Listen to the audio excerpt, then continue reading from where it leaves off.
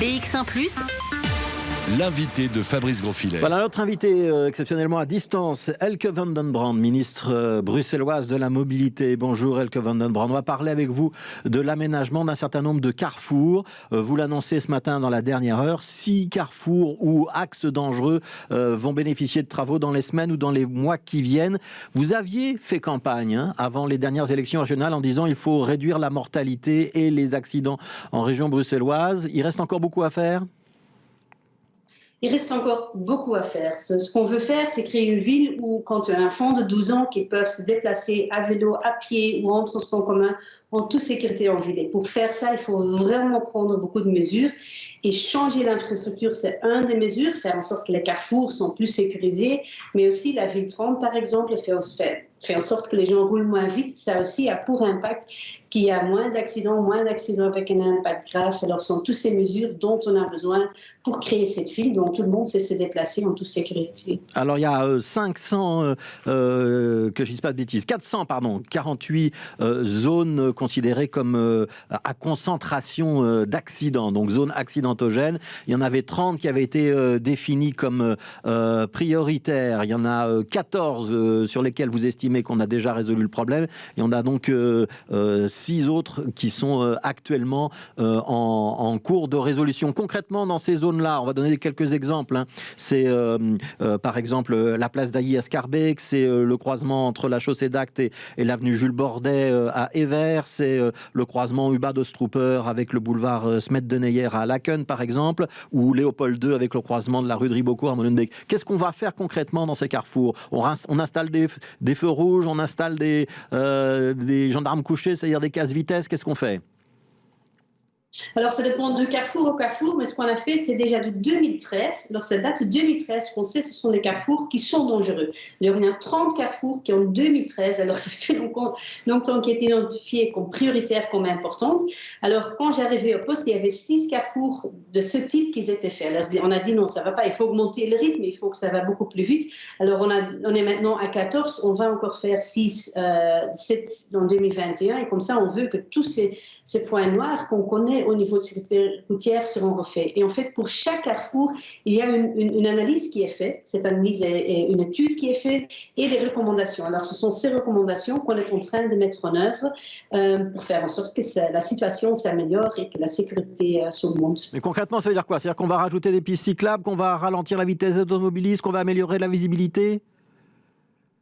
Ça dépend vraiment du carrefour, mais parfois, par exemple, s'il y a une grosse carrefour avec beaucoup de points qui viennent, c'est question de réduire le carrefour. Par exemple, à Anderlecht, on a fait ça, on a mis un petit rond-point qui fait alors que la circulation est beaucoup plus logique. C'est aussi question de faire des passages piétons, faire des passages cyclistes et faire en sorte que chaque mode a son déplacement. Évidemment, réduire la vitesse, c'est quelque chose partout à Bruxelles, mais aussi sur ces carrefours. Et c'est là mais ce sont vraiment des interventions spécifiques aptes à cette carrefour-là. Il n'y a pas une solution pour tous les carrefours. Il faut travailler carrefour pour carrefour. Et c'est pour ça qu'on les a prioritisés pour faire en sorte que ça avance plus vite. Les 6 travaux que vous annoncez maintenant, c'est beaucoup d'argent ?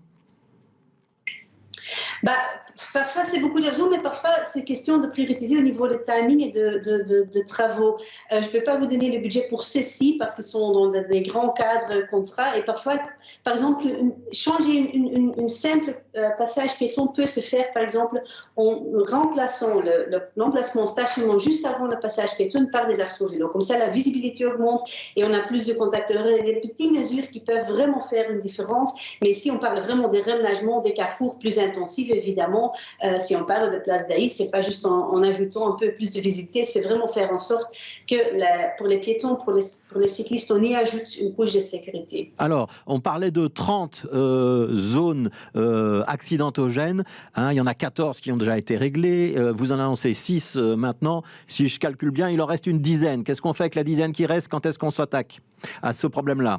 Alors, il y en a quelques-uns. Il faut aussi dire, c'est que sur les voiries régionales et sur les voiries communales, alors j'ai parlé des voiries régionales, il y en a 23 qui sont sur la voirie communale. De ces 23, il y a 14 qui sont faits. On va encore faire 9 dont il y en a. Alors, il nous reste 9 au carrefour régional, dont il y aura 6 qui seront faits dans les semaines et les mois à venir. Après, il reste encore 3 à faire. Ce sont des carrefours les plus difficiles. Je parlais par exemple du Mézer.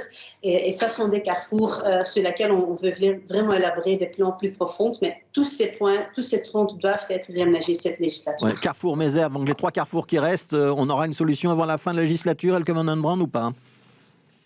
Oui, pour Mézère, par exemple, ça ne sera pas un réaménagement total façade à façade, mais déjà des interventions qui font que ça soit beaucoup plus sûr que pour l'instant. Alors, parfois, avec des mesures temporaires, on peut déjà faire beaucoup. Alors, Place Mézère, on travaille vraiment sur un plan qui est apte pour réduire aussi l'impact de ce grand carrefour où pas tout le monde sait comment se déplacer et il y a beaucoup de conflits entre les différents modes de déplacement. Alors, vous avez théoriquement eu, je pense, un week-end studieux, parce que les ministres bruxellois se sont vus ce week-end pour parler de budget.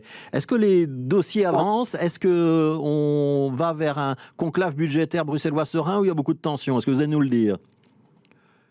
Un conclave budgétaire, c'est toujours difficile et surtout, on parle dans un contexte où on sort de Corona. Je pense que tous les Bruxellois ont senti que ça a un impact, mais aussi le budget régional sans l'impact de cette crise. Alors, oui, ce sont des négociations dans toute collégialité, mais où il y a beaucoup de problèmes à résoudre. Alors, voilà, on n'est pas encore à la fin, mais j'espère. Est-ce qu'on va faire des économies, par exemple, sur le transport? Est-ce que c'est quelque chose qu'on peut envisager? Moi, j'ai lu une interview du ministre du Budget, Sven Gatz, qui disait qu'on pouvait peut-être lisser un petit peu les investissements en matière de logement et de transport, alors que ce sont théoriquement les 2 grandes priorités de la législature. Est-ce que vous seriez d'accord? Mais si on parle, par exemple, il y a des dossiers qui étaient planifiés, dont on sait ils vont être un peu plus tard que prévu, par exemple les travaux aux rénovations tunnels, mais ce n'est pas parce qu'on va les retarder forcément, mais parce qu'on constate qu'il y a un retard. Alors évidemment, on peut glisser aussi les budgets un peu plus dans le temps. Mais pour l'instant, je ne peux pas vous dire où on va économiser, où on va chercher de nouveaux moyens, parce qu'on est encore en pleine négociation. Et évidemment, ça coupera la sérénité du débat, mais ça demandera des exercices de tout le monde. Ce sont des situations hyper difficiles et on veut évidemment laisser un accord budgétaire avec un équilibre dedans. Alors, ça va demander encore beaucoup d'énergie pour trouver les meilleures solutions. Est-ce qu'il y a des projets en matière de mobilité qui pourraient être reportés ou pas, en raison de ces exigences budgétaires? S'il y a moyen de trouver de faire des projets moins chers ou tout ça, mais on n'a pas identifié toute une liste de projets qu'on va abandonner. On sait que les investissements qu'on veut faire dans le transport en commun, par exemple, sont nécessaires. Mettre un métro en plus, ça demande beaucoup de budget, mais on en a besoin. Mettre des trams en plus, des bus en plus, tout le monde qui prend le transport en commun sait que parfois les bus sont bondés, alors augmenter la fréquence, c'est essentiel. Alors, continuer à investir dans la STIP, ça restera évidemment une priorité de ce gouvernement. Donc il n'y aura pas d'économie là-dessus?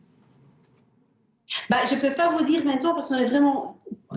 Normalement, on aurait fait ce week-end, mais on n'a pas encore fini. Alors, ce n'est pas que je ne veux pas vous dire, mais on est en pleine négociation. Alors, ça coupera vraiment l'élément. Mais qu'on va continuer à investir, évidemment. Est-ce qu'il y a un projet qui a pris un peu de retard et comme ça, on peut gagner un peu? Peut-être, oui, mais je ne peux pas vraiment dire maintenant. Merci beaucoup, Elke van den Brand, donc ministre de la Mobilité pour la région bruxelloise.